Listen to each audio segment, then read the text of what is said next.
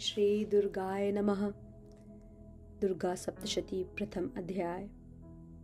मेधा ऋषि का राजा सुरथ और समाधि को भगवती की महिमा बताते हुए मधु कैटभ वध का प्रसंग सुनाना।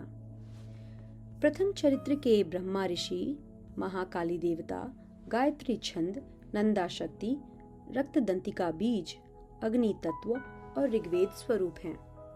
श्री महाकाली देवता की प्रसन्नता के लिए प्रथम चरित्र के जप में विनियोग किया जाता है। भगवान विष्णु के सो जाने पर मधु और कैटभ को मारने के लिए कमल जन्मा ब्रह्मा जी ने जिनका स्तवन किया था, उन महाकाली देवी का मैं सेवन करता हूँ। वे अपने 10 हाथों में खड्ग, चक्र, गदा, बाण, धनुष, परिघ, शूल, भुशुंडी, मस्तक और शंख धारण करती हैं। उनके 3 नेत्र हैं। वे समस्त अंगों में दिव्य आभूषणों से विभूषित हैं। उनके शरीर की कांति नीलमणि के समान है तथा वे 10 मुख और 10 पैरों से युक्त हैं। मार्कंडेय जी बोले, सूर्य के पुत्र सावर्णी, जो 8वें मनु कहे जाते हैं, उनकी उत्पत्ति की कथा विस्तार पूर्वक कहता हूँ, सुनो। सूर्य कुमार महाभाग सावर्णी भगवती महामाया के अनुग्रह से जिस प्रकार मनवंतर के स्वामी हुए, वही प्रसंग सुनाता हूँ। पूर्व काल की बात है। स्वारोचिस मनवंतर में सुरथ नाम के एक राजा थे, जो चैत्र वंश में उत्पन्न हुए थे। उनका समस्त भूमंडल पर अधिकार था।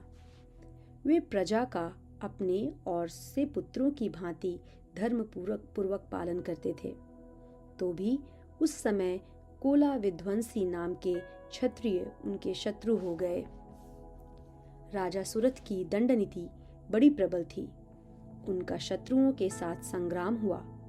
यद्यपि कोला विध्वंसी संख्या में कम थे, तो भी राजा सुरथ युद्ध में उनसे परास्त हो गए। तब वे युद्ध भूमि से अपने नगर को लौट आए और केवल अपने देश के राजा होकर रहने लगे। किंतु वहां भी उन प्रबल शत्रुओं ने उस समय महाभाग राजा सुरथ पर आक्रमण कर दिया। राजा का बल क्षीण हो चला था, इसलिए उनके दुष्ट, बलवान एवं दुरात्मा मंत्रियों ने वहां उनकी राजधानी में भी राजकीय सेना और खजाने को हथिया लिया। सुरथ का प्रभुत्व नष्ट हो चुका था, इसलिए वे शिकार खेलने बहाने घोड़े पर सवार हो वहां से अकेले ही एक घने जंगल में चले गए। वहां उन्होंने विप्रवर मेधा मुनि का आश्रम देखा, जहां कितने ही हिंसक जीव परम शांत भाव से रहते थे। मुनि के बहुत से शिष्य उस वन की शोभा बढ़ा रहे थे। वहां जाने पर मुनि ने उनका सत्कार किया और वे उन मुनि श्रेष्ठ के आश्रम पर इधर उधर विचरते हुए कुछ काल तक रहे। फिर ममता से आकृष्ट चित्त होकर वहां इस प्रकार चिंता करने लगे, पूर्व काल में मेरे पूर्वजों ने जिसका पालन किया था, वही नगर आज मुझसे रहित है। पता नहीं मेरे दुराचारी भृत्यगण उसकी धर्म पूर्वक रक्षा करते हैं या नहीं। जो सदा मद की वर्षा करने वाला और शूरवीर था, वह मेरा प्रधान हाथी अब शत्रुओं के अधीन होकर न जाने किन भोगों को भोगता होगा। जो लोग मेरी कृपा, धन और भोजन पाने से सदा मेरे पीछे पीछे चलते थे, वे निश्चय ही अब दूसरे राजाओं का अनुसरण करते होंगे। उन अपव्ययी लोगों के द्वारा सदा खर्च होते रहने के कारण अत्यंत कष्ट से जमा किया हुआ मेरा वह खजाना खाली हो जाएगा। ये तथा और भी कई बातें राजा सुरथ निरंतर सोचते रहते थे। एक दिन उन्होंने वहां विप्रवर मेधा के आश्रम के निकट एक वैश्य को देखा और उससे पूछा, भाई, तुम कौन हो? यहाँ तुम्हारे आने का क्या कारण है? तुम क्यों शोकग्रस्त और अनमने से दिखाई देते हो?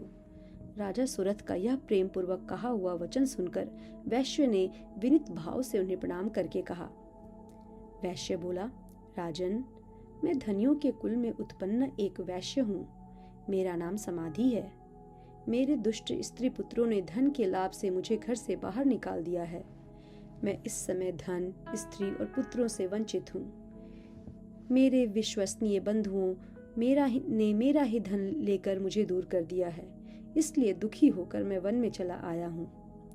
यहाँ रहकर मैं इस बात को नहीं जानता कि मेरे पुत्रों की, स्त्री की और स्वजनों की कुशल है या नहीं। इस समय घर में वे कुशल से रहते हैं अथवा उन्हें कोई कष्ट है? वे मेरे पुत्र कैसे हैं? क्या वे सदाचारी हैं अथवा दुराचारी हो गए?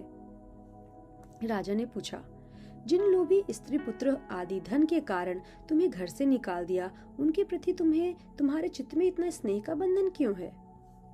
वैश्य बोला, आप मेरे विषय में जैसी बात कहते हैं वह सब ठीक है, किंतु क्या करूं, मेरा मन निष्ठुरता नहीं धारण करता। जिन्होंने धन के लोभ में पड़कर पिता के प्रति स्नेह, पति के प्रति प्रेम तथा आत्मीय जनी के प्रति अनुराग को तिलांजलि देकर मुझे घर से निकाल दिया है, उन्हीं के प्रति मेरे हृदय में इतना स्नेह है। महामते, गुणहीन बंधुओं के प्रति भी जो मेरा चित्त इस प्रकार प्रेम मग्न हो रहा है, यह क्या है? इस बात को मैं जानकर भी नहीं जान पाता। उनके लिए मैं लंबी सांसें ले रहा हूँ और मेरा हृदय अत्यंत दुखित हो रहा है। उन लोगों में प्रेम का सर्वथा अभाव है, तो भी उनके प्रति जो मेरा मन निष्ठुर नहीं हो पाता, इसके लिए क्या करूं? मार्कंडेय जी कहते हैं, ब्राह्मण, तदंतर राजाओं में श्रेष्ठ सुरथ और वह समाधि नामक वैश्य दोनों साथ साथ मेधा मुनि की सेवा में उपस्थित हुए और उनके साथ यथा योग्य न्यानुकूल विनय पूर्वक बर्ताव करके बैठे। तत्पश्चात वैश्य और राजा ने कुछ वार्तालाप आरंभ किया। राजा ने कहा, भगवान, मैं आपसे एक बात पूछना चाहता हूँ, उसे बताइए। मेरा चित्त अपने अधीन न होने के कारण वह बात मेरे मन को बहुत दुख देती है। जो राज्य मेरे हाथ से चला गया है, उसमें और उसके संपूर्ण अंगों में मेरी ममता बनी हुई है।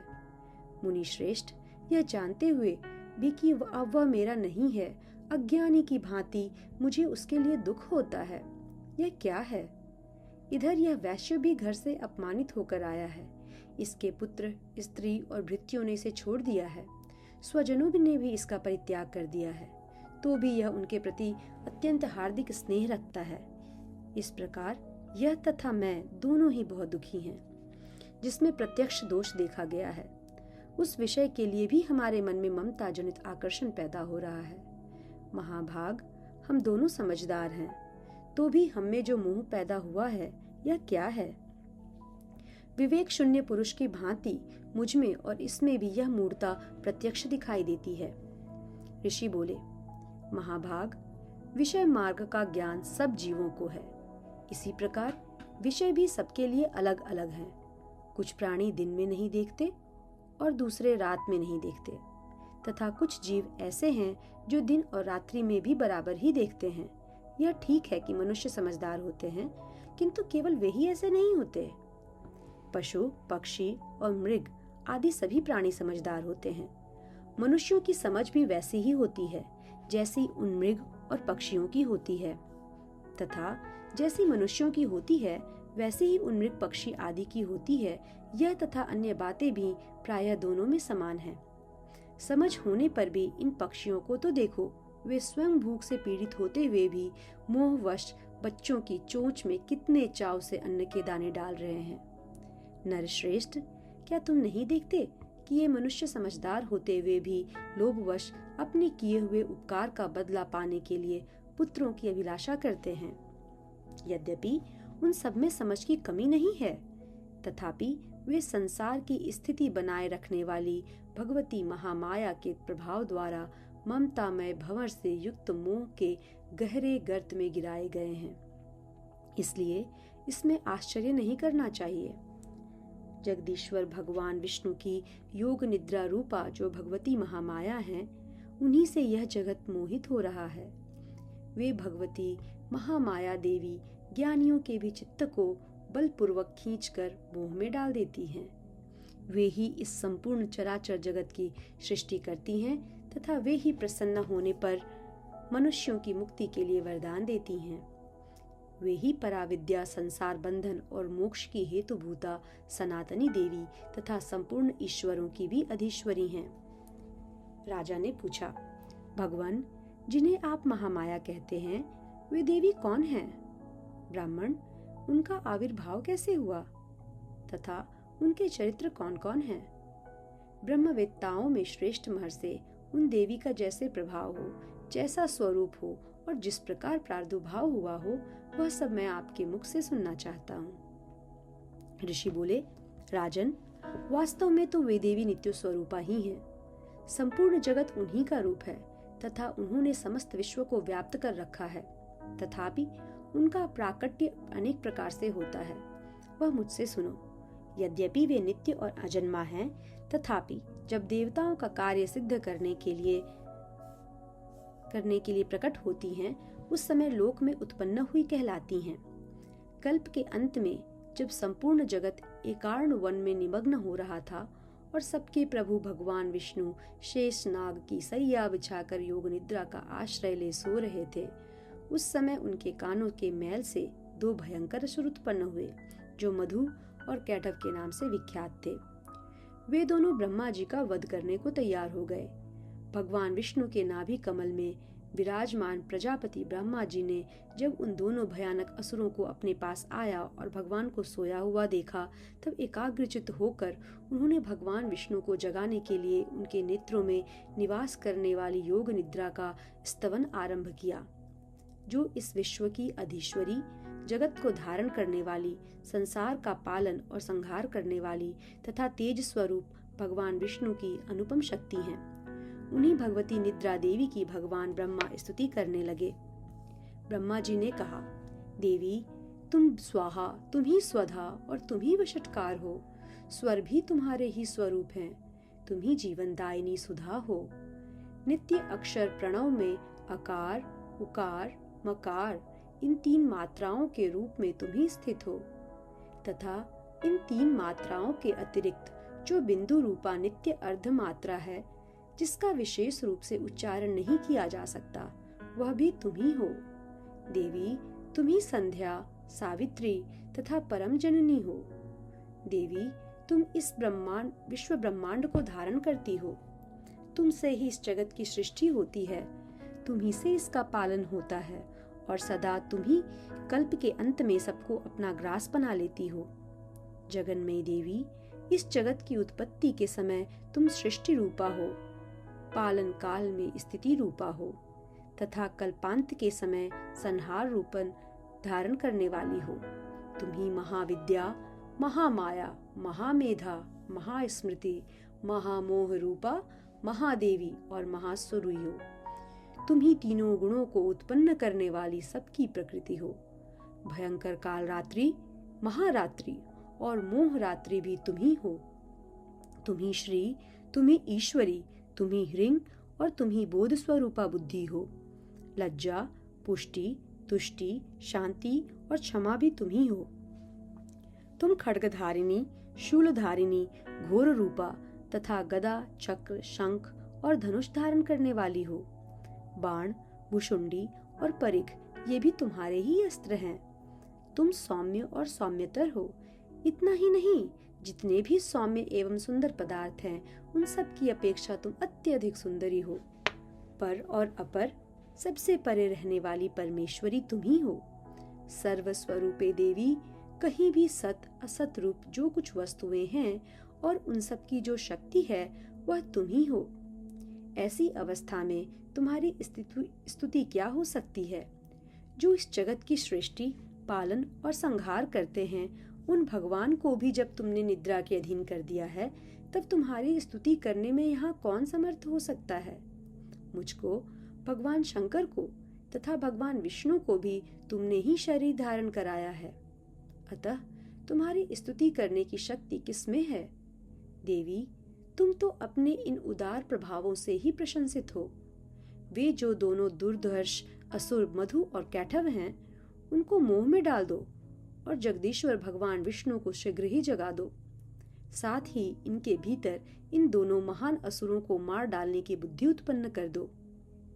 ऋषि कहते हैं, राजन, जब ब्रह्मा जी ने वहां मधु और कैटव को मारने के उद्देश्य से भगवान विष्णु को जगाने के लिए तमोगुण की अधिष्ठात्री देवी योग निद्रा की इस प्रकार स्तुति की, तब वे भगवान के नेत्र, मुख, नासिका, बाहु, हृदय और वक्षस्थल से निकलकर अव्यक्त जन्मा ब्रह्मा जी की दृष्टि के समक्ष खड़ी हो गईं।